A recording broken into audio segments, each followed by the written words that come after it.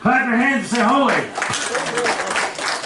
Can you imagine that? We covered that, some of that in Sunday school a couple weeks ago, and we're going to lead up to that.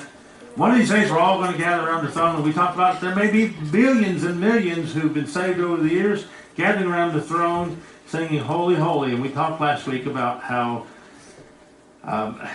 John must have been awed at what he saw, because he was seeing things in the future. And as we said, it's like somebody coming from the 1700s and seeing airplanes today and helicopters and all those things. And then John got to see what he saw. So one of these days we get to go to heaven, and we're going to be with him. So we've been looking at the life of Jesus in the book of John. We're going to be on John chapter 15 today, verses 1 through 11. Carrie's going to read our verses here in a minute. But the philosophy of the world is that a person can find joy through anything and everything, and through circumstances. People say, I can get some more money and I'll be happy. I can get a bigger house and I'll be happy. I can get a bigger car and I'll be happy. How long do those things last? You know, these possessions of ours, they don't last a long time. I'm still seeing pictures, the devastation of the flooding in Kentucky and Ohio, the Ohio River down in Kentucky. Towns, whole towns are still flooded. This water's starting to go down, but all these things, you can gather all kinds of things, but when you only look at things for happiness, it doesn't last. But Jesus said, I'm the true vine, and in me you're going to have life. Now, we have this stand of trees out here, these sassafras trees, and they don't have a real big root ball on them. And with the storms we've had lately, I've expected, we did have a big branch come down a couple years ago, or last year. Randy cut down 2 of them because they were hollow up through the middle. But I've expected these things to come down. But they somewhat substantial, not a huge root ball. They're a lot smaller than oak trees or trees like that. One year, years ago, one went down and Ryan cut a whole bunch of roots off.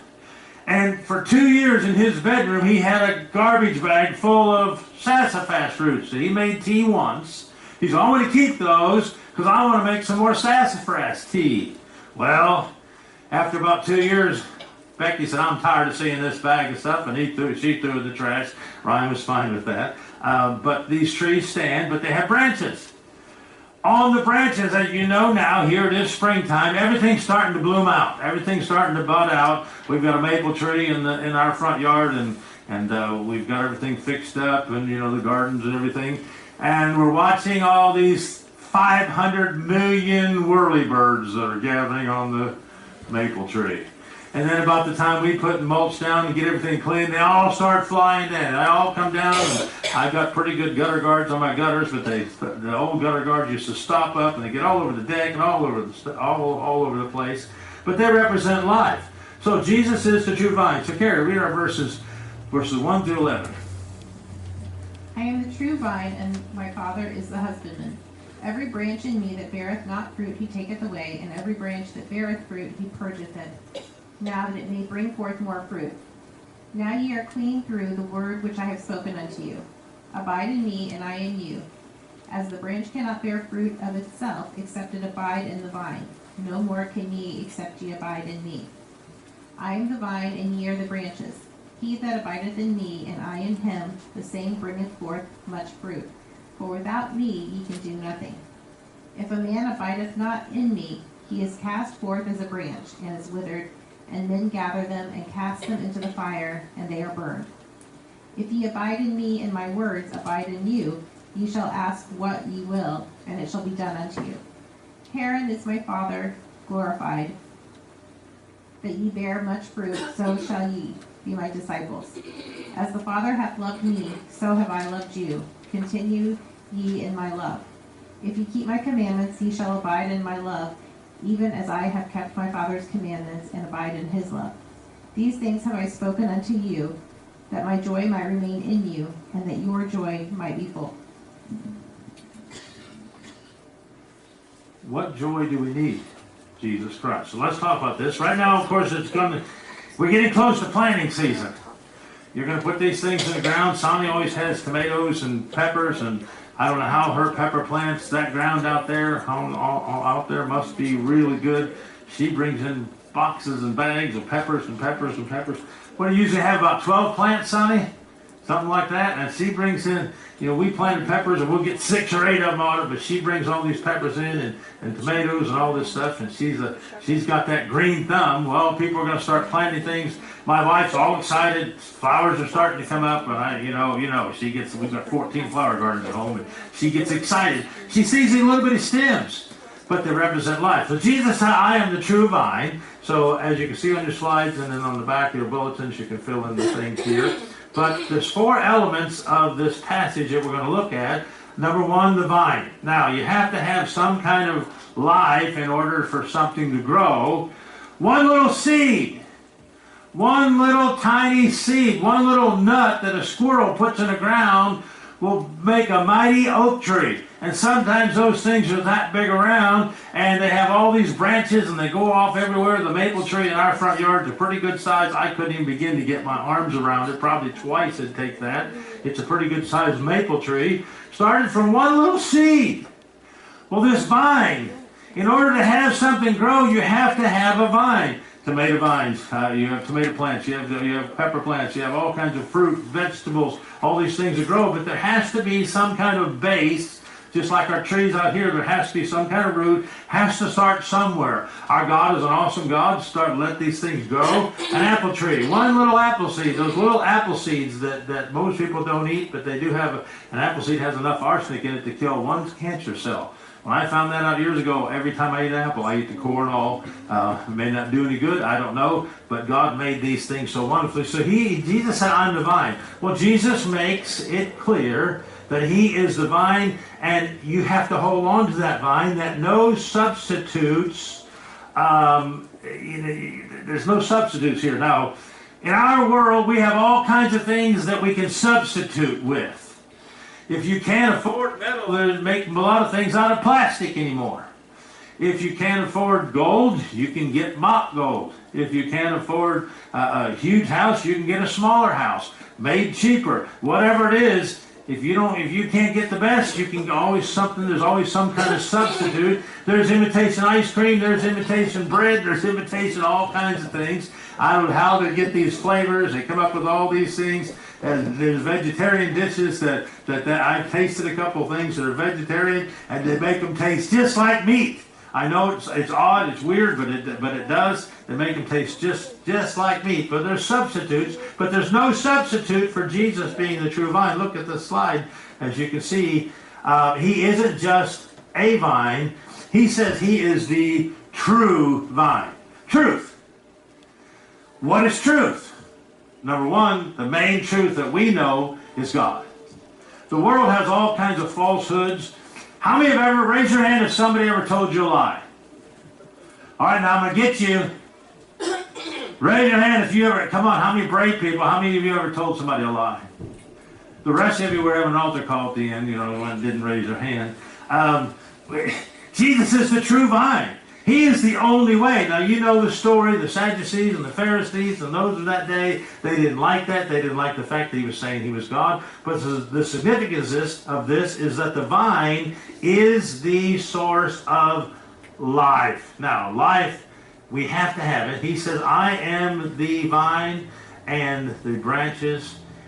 Like we said, he that abideth in me, and I in him, it says the same bringeth forth much fruit. Not just a little bit. All you have to do is abide in him. Now, along with the vine, there has to be nourishment.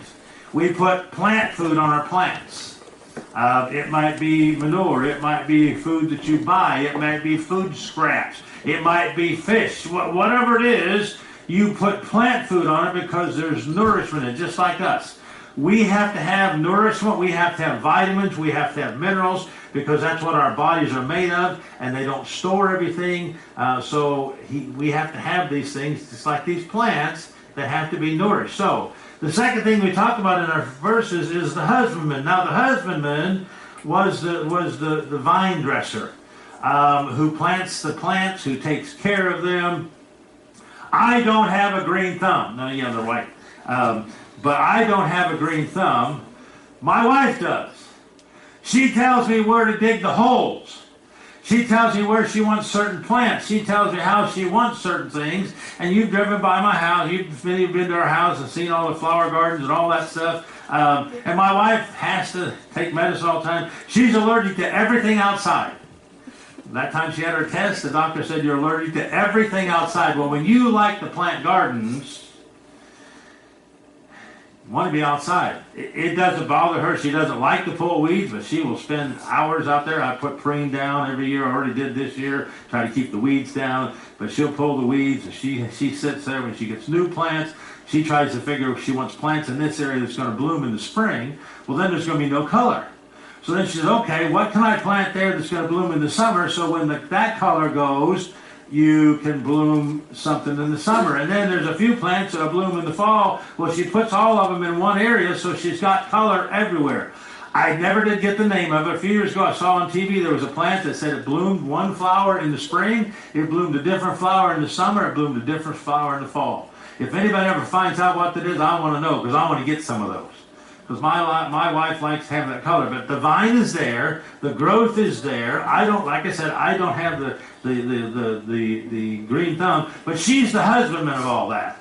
So all this stuff you see, yeah, I help build the walls, and Joyce and Larry help build the wall. Some of the walls we got around our flower gardens, and we got all this stuff. And Dale helped me build the wall in the back there 30, 25 years ago, and it's still standing. I keep telling Dale that wall we built's still there. But I'm not the one. She's the husbandman. She goes out there and she takes care of them. She feeds those plants, and I'm the one who gets the water a lot of times, but we use those things called sprinklers. But she's the husbandman. She takes care of all these things. Look at your next slide here. Jesus tells us that the Father is the husbandman. Somebody has to be over. We've talked about this before. What would a workplace be with no boss? C-H-A-O-S. It would be chaos. It's bad enough when everybody thinks they're the boss. That leather coat company I worked in for 2 summers in St. Louis, we had the joke, the guy that was a foreman who took care of everything, he said, everybody wants to, he said, too many chiefs and not enough Indians. Everybody wants to be the chief. Everybody wants to be in charge. But what if you have somebody, you have a group or an organization, whatever it is, and there's nobody in charge? You'd have chaos. You would have chaos if somebody wasn't in charge and takes charge. Somebody has to know what's going on. Randy, how long have you been cutting trees now? 14 years. 14 years? I didn't know you were keeping track yet. When Randy looks at a big tree, when he first started, because I helped him, he would try to, and he'll admit it, maybe, he'd try to get a tree done in a hurry so he could say, well, if I get this tree done, I may get $800 one day. Well, he did get hurt a couple times, and things don't always work that way. And now he sits back, because I've helped him, he sits back and looks at the tree this way, and looks at this way, and looks at this way. If I cut here, what's going to happen? If I cut here, what's going to happen? If I cut here, what's going to happen? And evaluates the situation. Because I don't think he wants to go out of that lift again 45 feet. I think once was enough. So he evaluates the situation. All this growth. So, look at the next slide. Then there's the branches. You know, if you've got a tree, if you've got a plant, there has to be branches. What's the purpose of the branches and the leaves? Anybody know what the purpose of the leaves are? Anybody know? Do what? Feed the tree. That's sunlight.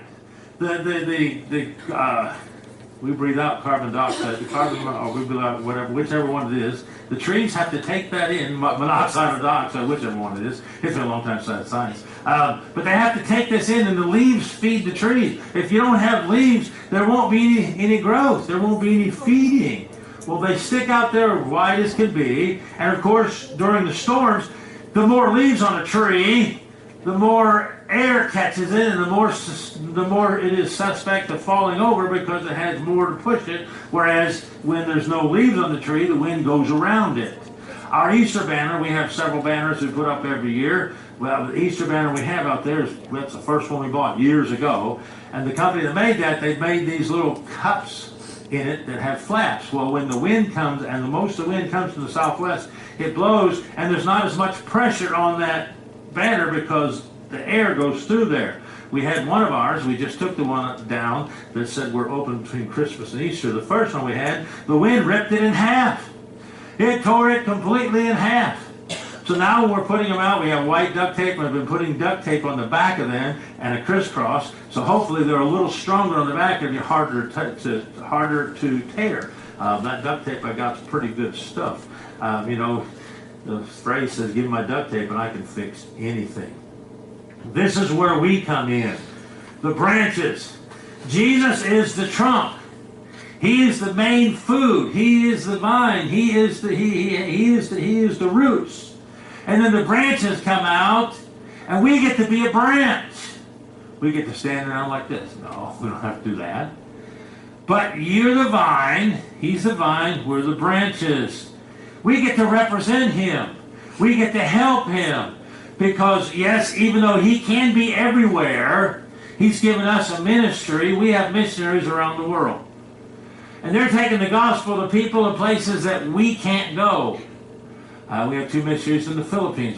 Brother Malari sent a letter. I just hung it up this morning. If you'd like to read it, he's got 2 pages of a letter and pictures, stuff like that that's going on with his family and things in there in the Philippines. Connie used to be a missionary in Africa. We have missionaries in other places, in England and several places. And they take the gospel where we can't. Well, you know what? They're another branch. They're a branch of this church. Because we send them money each month. They have to live, they have to eat, they have to pay housing, they have to buy food, all that stuff. So we're able to be a ministry to them. So this morning, if you are a child of God, then you are a branch of the true vine. Look at your next slide. Our life comes from our union. The branches are tied to the tree. Our union with Christ, and as you see, we are totally dependent upon him. And I should have capitalized that word totally. We're totally 100% dependent on him. When a child is young, when they're a baby, they are 100% dependent on mom and dad. Usually mom. They don't know what happens to men. When babies wake up in the middle of the night crying, men are deaf. Am I right, ladies? Anybody going to say yes? Yes. Men are deaf. Or they're just smart enough to ignore it. Now, my wife nursed both of the kids, and I couldn't do much anyway. But those children, they have to be changed, they have to be fed, they want to be held, they want to be loved. They're totally dependent on someone to do it for them. They haven't learned how to walk yet. They haven't learned how to crawl yet. None of that stuff. Now, I walked before I crawled, and my mom told Becky that I did that, and Becky told me that she's crazy. She said, there's no way that a child can walk before they crawl. Guess what Ryan did? He walked before he crawled. And then Becky said, I believe your mom now. Guess what Gage did at 8.5 months? He walked before he crawled. You got to start somewhere, but those little ones, they can't do that until their muscles get built up. They can't feed themselves. And then when Ryan got a little bigger, we tried to feed him. He said, I'd do it myself. And you know what? That causes a mess. So Jesus reminds us that without him, we can do, what's that N word? What do you say? Nothing. Without him, we can do nothing.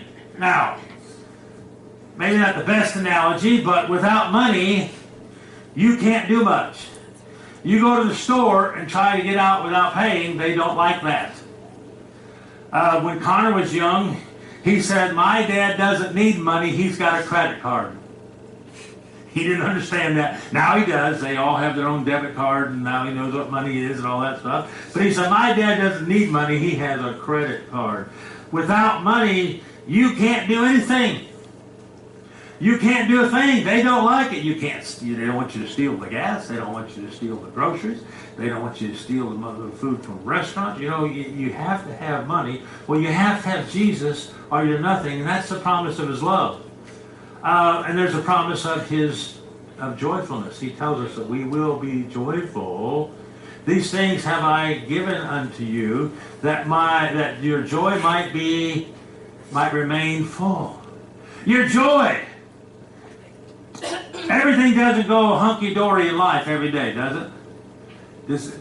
How many of you woke up this morning like June Cleaver? You didn't have to do your hair. You already had your pearls on. Always a smile on her face and nothing ever bothered her. Now Ward, sometimes, now if you didn't hear this week, the guy that played the Beaver, he passed away, 73 or 72, something like that. But June Cleaver, everything was perfect. But life isn't like that. Life isn't like that. When I go to the bathroom, we got a not pantry. We got mirrors here, and we go into the bathroom. In the morning when I wake up, I try not to look in the mirror. I don't want to break one of them. There's 4 mirrors there. I don't want them to crack before Becky gets in there. So I try not to look at them too good. So then next we have the fruit.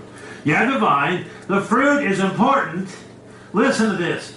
Because the plan of the Father is that the branches bear not just fruit, but much fruit.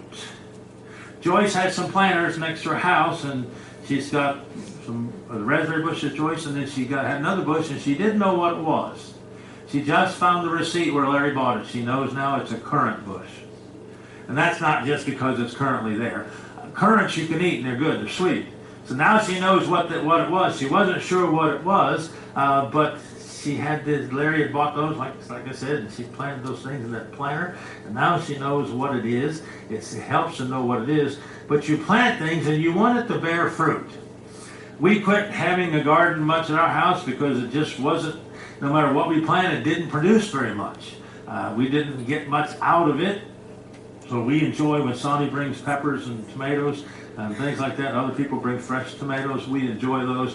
There's nothing like a good fresh tomato off the vine. They just don't taste the same in the store. Now, Joyce gave me some a while back in this package, and they're pretty good. They were the ones in the vine in the plastic package, and they had some flavor to it. The ones that are grown in the hothouse, you take a bite of it, it just tastes like water. Doesn't even taste like tomato. Remember the old country song in the 70s? Nothing like love and homegrown tomatoes. Tomatoes just make the day, especially when they're homegrown. We've been down to places where the Amish have them, and they're just delicious. So you have the fruit. So the question is, what kind of fruit? Now, fruit is the outward expression of the inward nature. So what kind of fruit? If I walk through the woods and I know what a tree is, I might be able to eat the fruit. Now, I don't know a lot of the trees. I don't know. Mike knows most of the mushrooms that you're supposed to eat and the ones you're not supposed to eat.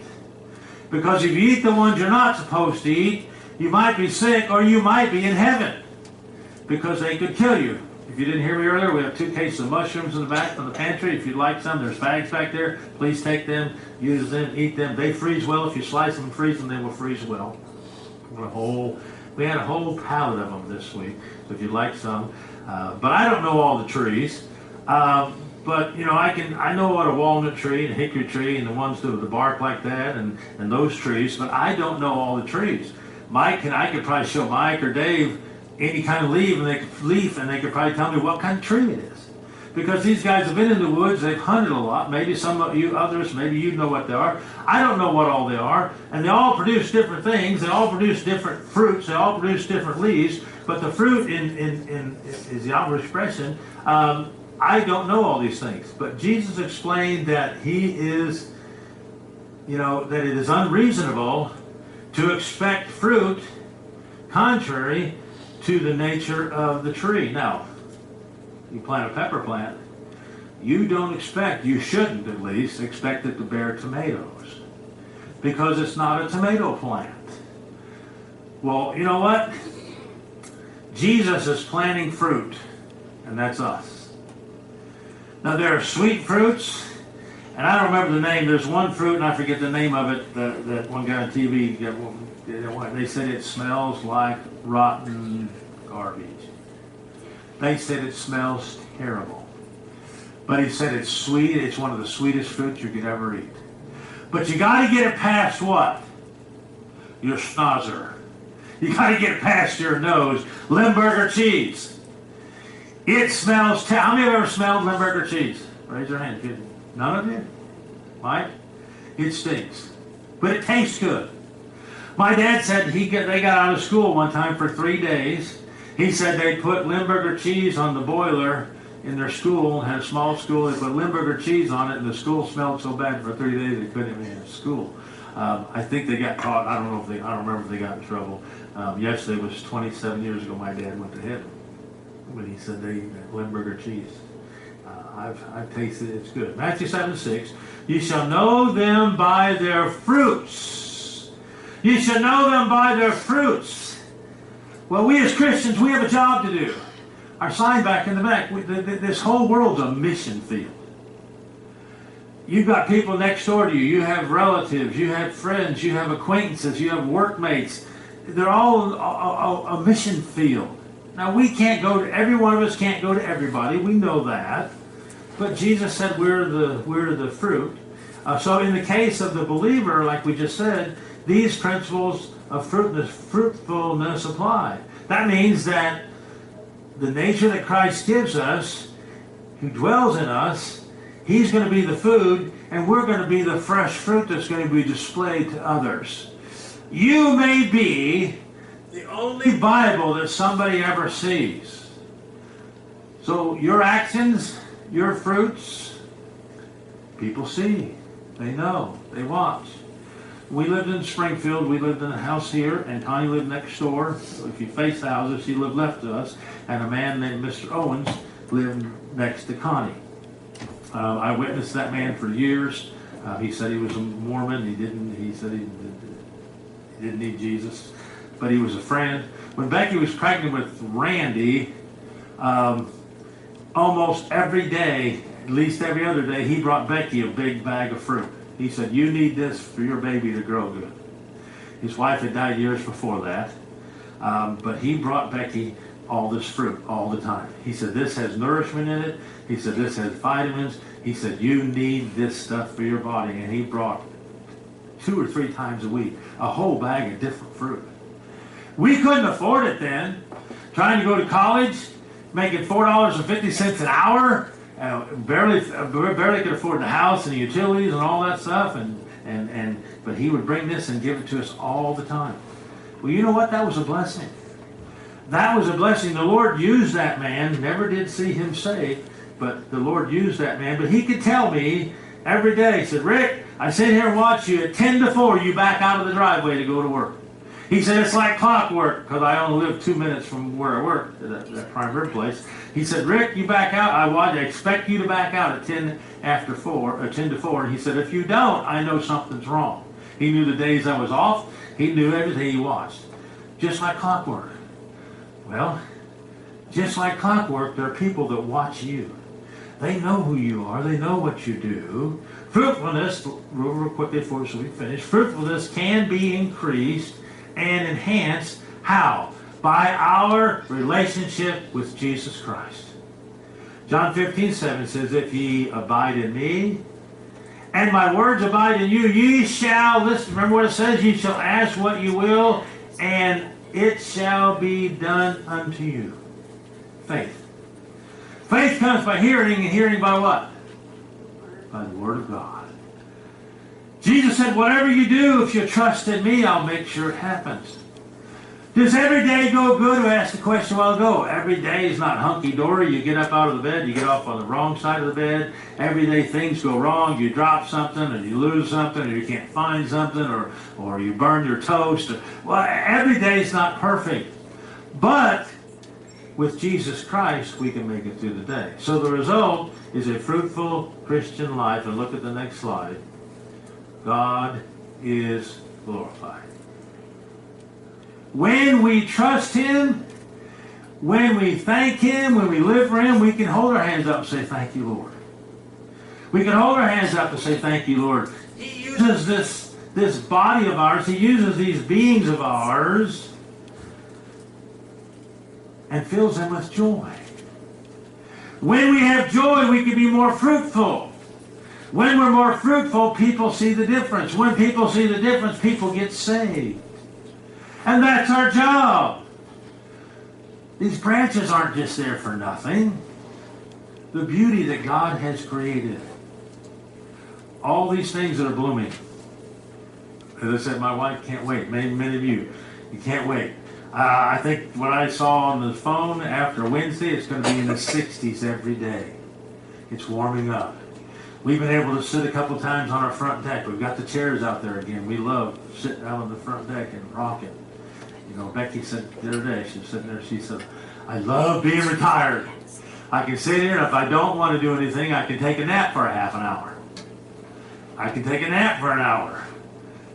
If I do that in the afternoon, then I can't sleep in the evening, so I try not to do that. But we can sit out on the front porch and watch all the people go by, watch the fire trucks, all that stuff, but it's peaceful out there. We have 2 double rockers.